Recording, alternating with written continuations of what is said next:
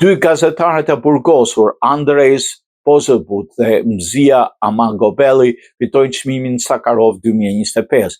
Çmimi i Sakharovs 2025 është ndarë dy gazetarëve polako-bielorusit Andrej Psekobut dhe Gjorgjanes Mzia Amangobeli, të cilët janë duke vojtur dënime me burgim për akuzat lidhur me punën e tyre në raportimin mbi demokracinë dhe shoqërinë civile.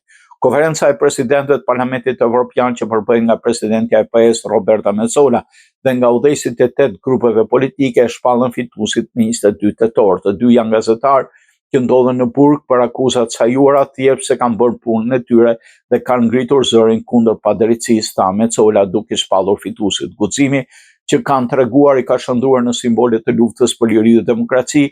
Ky institucion qëndron për krah tyre dhe për krah të gjithë ata që vazhdojnë të kërkojnë liri, shtoi ajo.